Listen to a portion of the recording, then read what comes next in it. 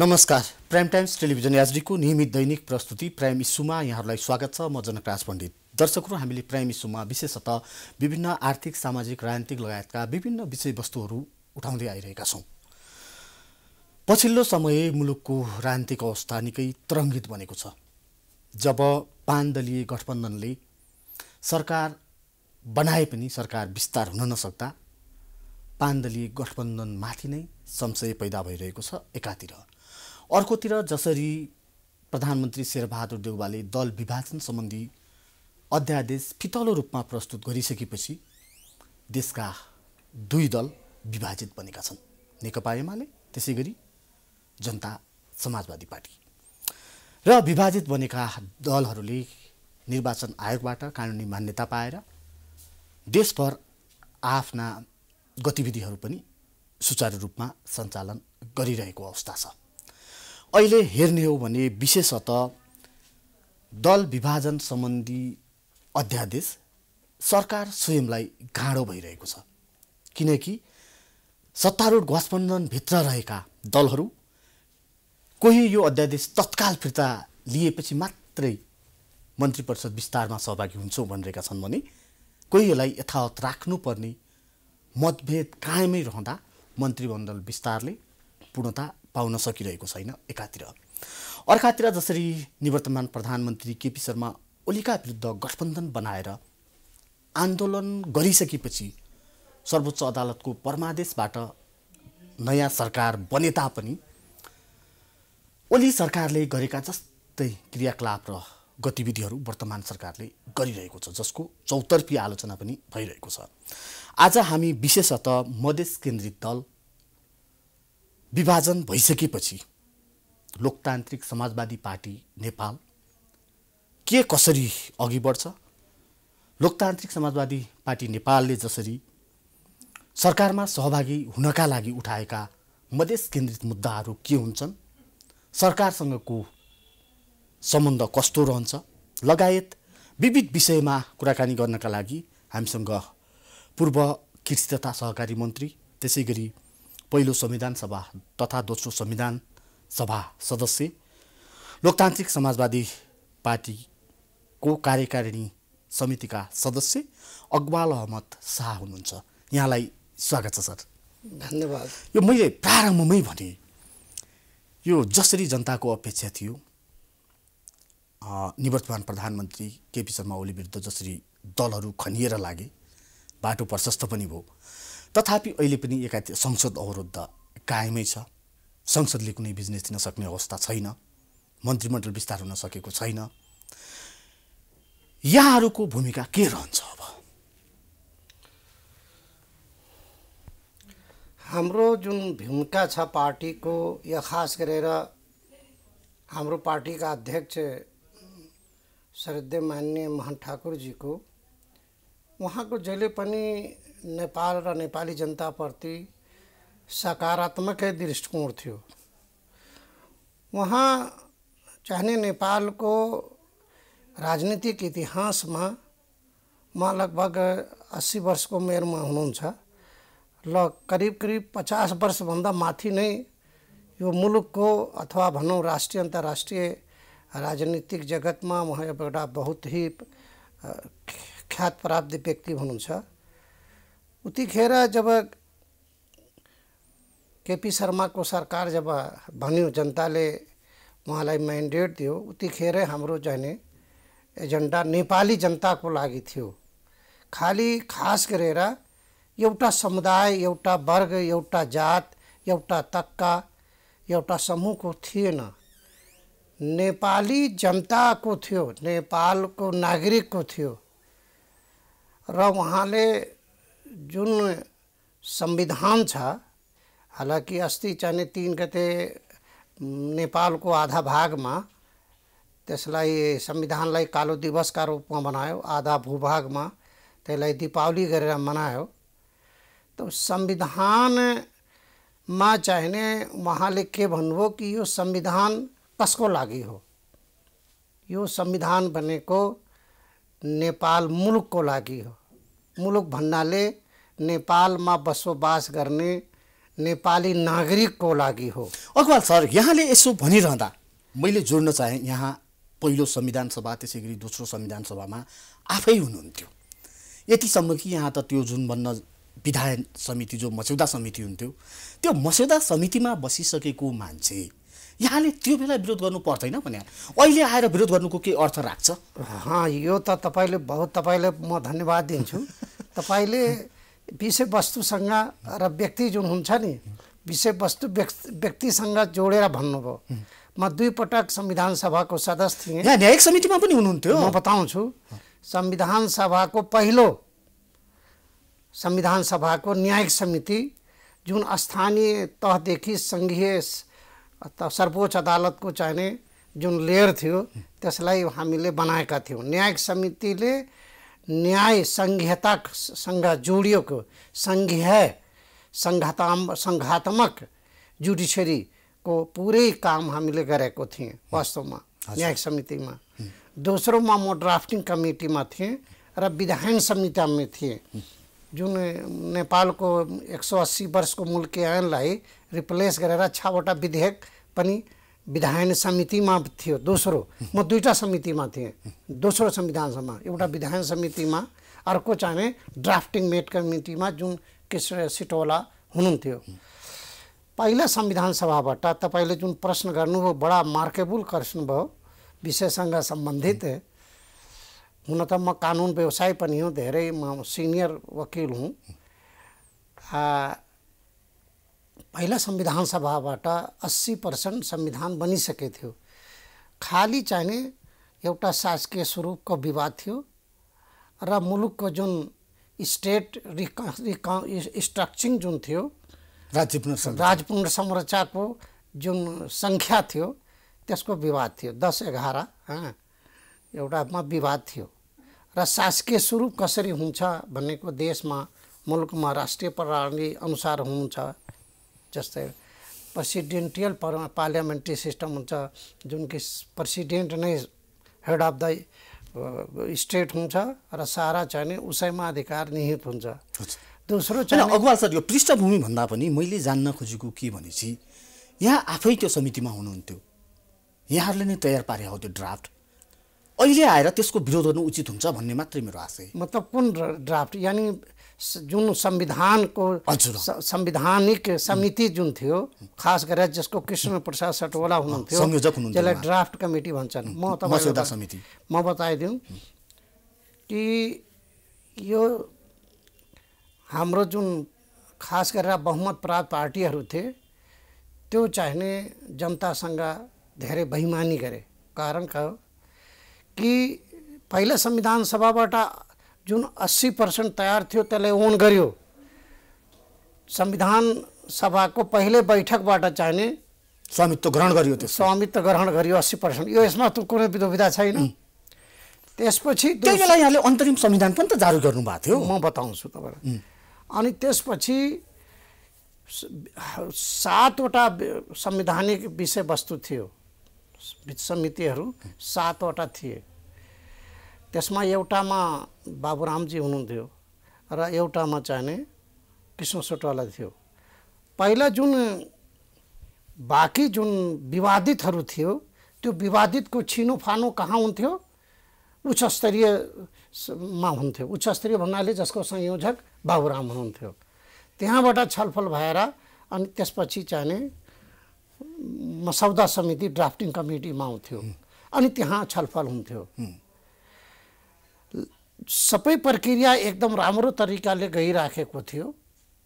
जुन षड्यन्त्र पहिला संविधान सभामा गरियो त्यही षड्यन्त्र चाहिने यहाँ चाहिने 4 जना मिलेर गरे। स्वर्गीय शिशुल कोइरालाले, त्यसपछि केपी शर्मा ओलीजीले, तपाईँको कमल दाहाल उर्फ प्रचण्डजीले, अनि त्यसपछि काङ्ग्रेसका अरू जस्तै रामचन्द्र भए, एमालेका माधव नेपाल भए, यिनले चाहिने के गरे? जुन पहिला संविधान सभाबाट 80% स्वामित्व ग्रहण गरेको थियो, ओन गरेको थियो, त्यसलाई पनि ध्वस्त पारिदिए। एउटा 16 पोइन्टको गीताको ज्ञान पठाइदिए बाबुरामजी कहाँ। सारा जुन थियो संविधान कसरी बन्छ पण्डितजी 1 मिनट मलाई भन्न दिउँ, किनभने म यही संविधानसँग सम्बन्धित म कानुन हामी छोटकरीमा हामीसँग धेरै विषयवस्तुहरू छन्। बहुत सर्टकट। मलाई चाहिँ पूर्ण रूपमा अरू मुलुकको चाहिँ संविधानको ज्ञान छ, खास गरेर मित्र राष्ट्र भारतको सबभन्दा ठुलो संविधान छ, गणतन्त्र संविधान छ। त्यहाँ संविधानका जति धारा हुन्छन् प्रत्येक धारामा छलफल हुन्छ, अनि हुन्छ कि हुँदैन त्यहाँ पास हुन्छ। त्यसपछि लिखित हरेक सांसदहरूको पासमा एउटा लिस्ट हुन्छ, हरेक धारामा उसको दस्तखत हुन्छ र यहाँ एकैपटक चाहिने एक मुष्ट लाएर फास्ट ट्र्याकिङमा हुन्छ कि हुँदैन भनेर हुन्छ, अनि त्यसपछि दस्तखत गरायो, अनि चाहिने सुभाषजीले प्रमाणित गरेर राष्ट्रपतिजीबाट चाहिँ घोषणा गराउँ। यो संविधान यस्तो हुँदैन के वास्तवमा, यो गलत थियो। संविधान ठिक छ, म मान्छु संविधान कहिले पनि पूर्ण हुँदैन, तर अकाट्य पनि हुँदैन नि त सर। तर चाहिने नियत तपाईको सही हुनुपर्छ।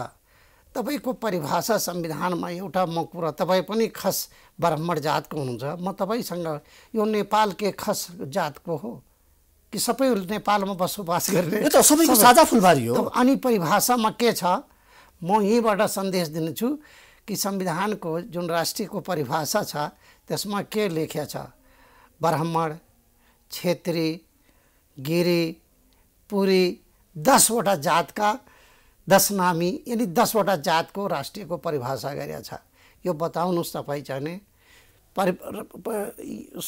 संविधानको सुरुमा त लेख्या छ, तर त्यो लास्टमा गएर त्यो बीचमा त्यसको अपव्याख्या गरेको छ। खालि त्यो अगाडि प्रिएम्बलमा मात्र चाहिने गरिदिएको छ।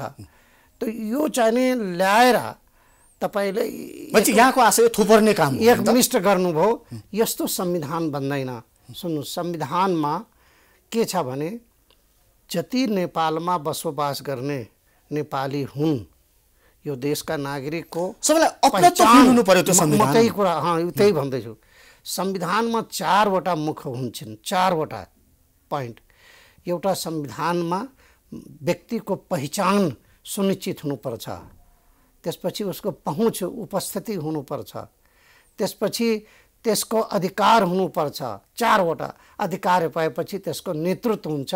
यही 4 वटा चाहिने संविधानको मूलभूत हो। किनभने संविधान भनेको के हो? संविधान भनेको नेपालको मूल कानुन हो, जुन कानुनबाट मुलुक डोर्याइन्छ। त्यस्तो संविधानलाई विभेद गर्नुभयो। यस्तो चाहिँ विभेदकारी संविधान ल्याउनु भयो। एक थान संविधानको लाउनुको मतलब यो होइन कि एउटै वर्ग, एउटै समुदाय, एउटा जात, एउटा तबकालाई राष्ट्रियको उसमा ल्याउनु भयो, बाँकीलाई चाहिने तपाईले नजरअन्दाज गर्नु। यहाँले भने जसै हामीले असोज 3 जुन संविधान जारी भएको दिन हैन, केही विरोधका स्वरहरू पनि आए। यहाँले भने जसै आधामा खुसियाली, आधामा विरोध भयो। यो अवस्थामा अहिलेको पेरिफेरी हेर्ने हो भने यहाँले भने जस्तो यो संविधान सर्वस्वीकार्य छैन। त्यसैले सबै राजनीतिक दलहरू मिलेर साझा एजेन्डा बनाएर यसको संशोधन गर्नुपर्छ भन्ने नै हो यहाँको माग सुबै? थिएन। संविधान हामीले त संसदैबाट बहिष्कार गरेका हौँ, तर एउटा कुरामा हामीले के सहमति जनायौँ कि यो अपुरो छ, अधुरो छ।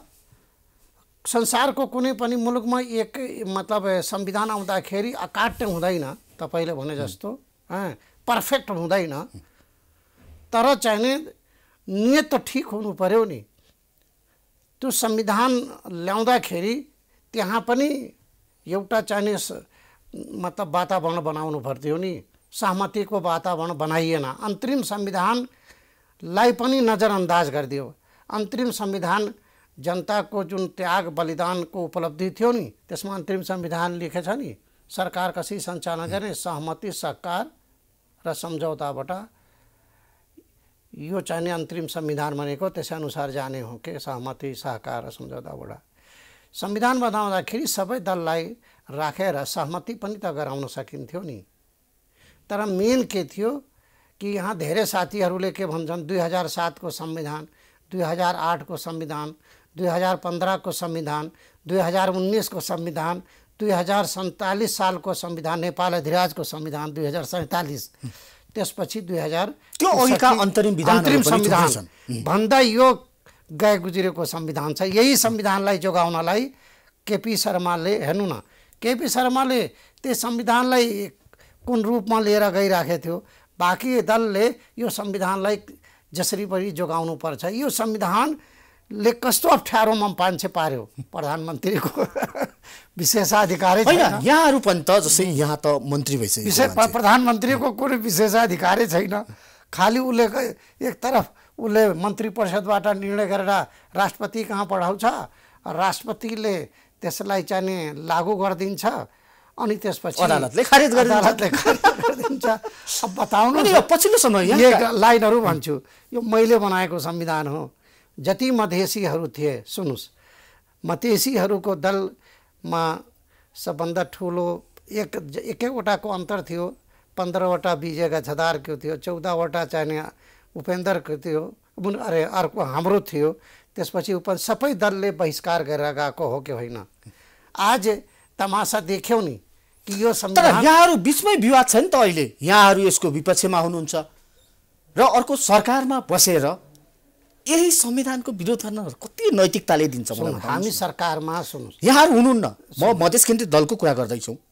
यहाँहरू विभाजित पनि भइसक्नु भएको छ, आफ्नो बाटो रोजिसक्नु भएको छ रोज्नलाई। तर आफू सत्तामा हुँदा चाहिँ केही पनि नदेख्ने, सबै ठिक। यो उपेन्द्रको लागि भन्नुहोस् तपाईँ, होइन सबै खालि यो सत्तामा उपेन्द्रजीले 2 पोइन्ट सम्झौता गरेर तपाईँको कुरा म भनिदिन्छु, जुन तपाईँको मनसा छ सरकारमा बसेर केही नगर्ने, अनि बाहिर बसेर चाहिने मतलब हल्ला गर्ने अनि आन्दोलन गर्ने, यो भाषा भनेको, शब्द भनेको उपेन्द्रजीको हो। उपेन्द्र हतारमा जानुभयो, 2वटा चाहिने सम्झौता गर्नुभयो। उहाँ आफै भन्नुहुन्छ संविधान पुनर्लेखन गर्ने।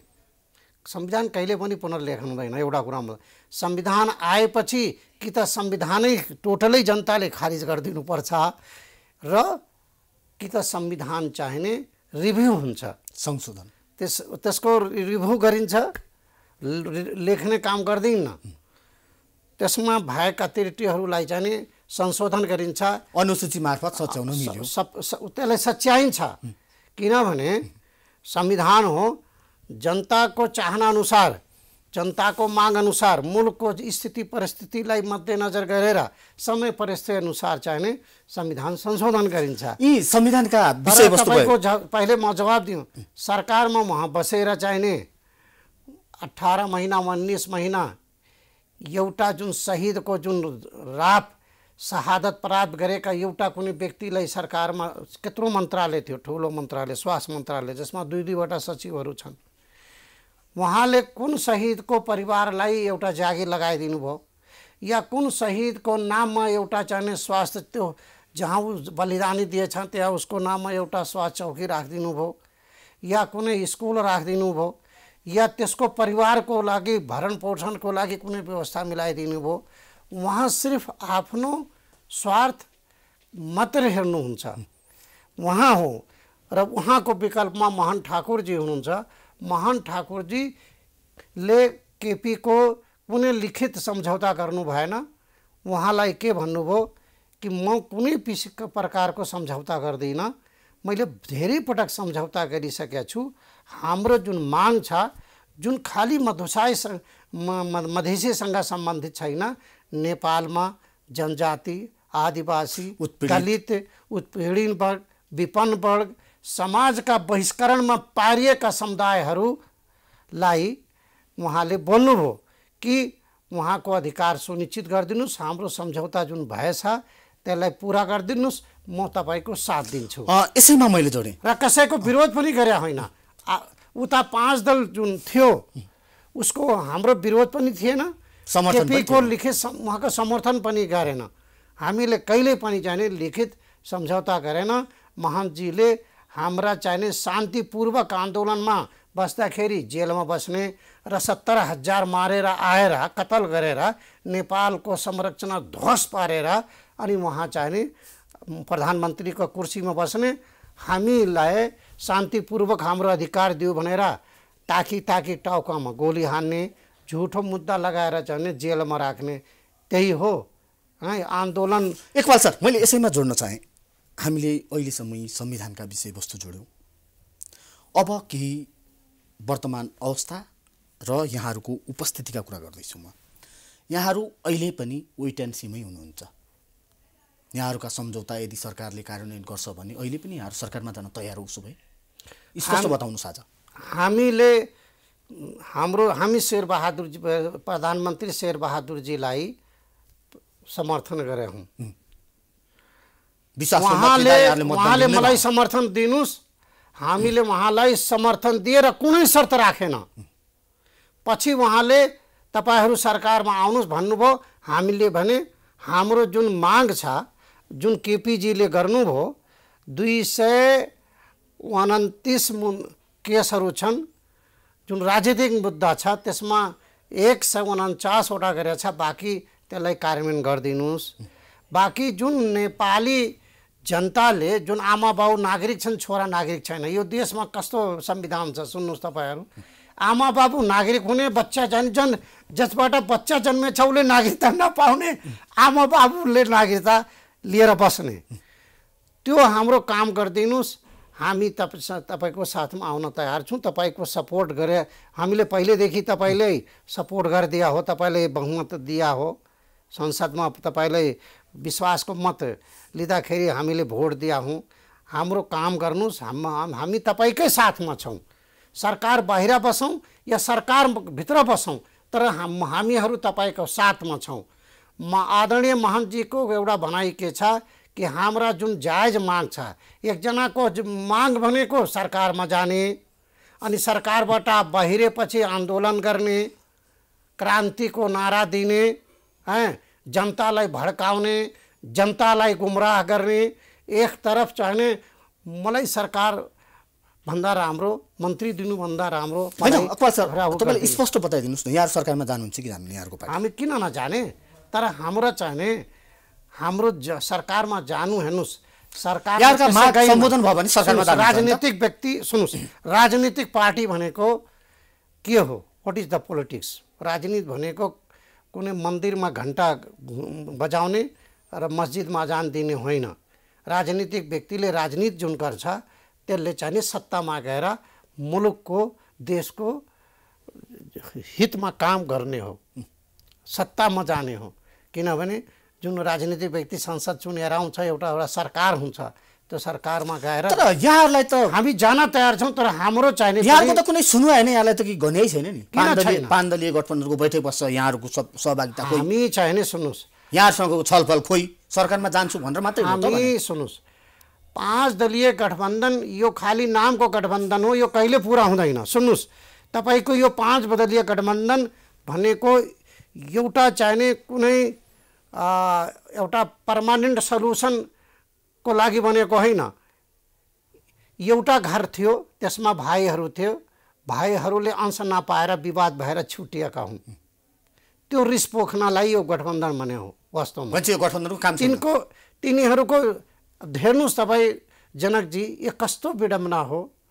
यो मुल्क हेर्नुहोस् न, यो मुल्कका नेताहरूको सोच हेर्नुहोस्, कार्यशैली हेर्नुहोस् कि 2/3 जनताले विश्वास गरेर दिए र उनीहरू बहिनीलाई पद पाएन कि नानीलाई पाएन या श्रीमतीले पाएन, सालीलाई पाएन।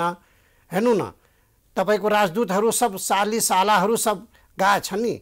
त आपसमा त्यो भागभण्डा नभएर आपसमा यिनी एकअर्कालाई ढाल्न खोजे हुन्। यसमा नेपाली जनताको के दोष होइन? यहाँहरू पनि त 16-17 दिन त मन्त्री बन्नुभयो नि। हाम्रो चाहिने 16-17 मन्त्री दिन म तपाईँलाई बताउँछु।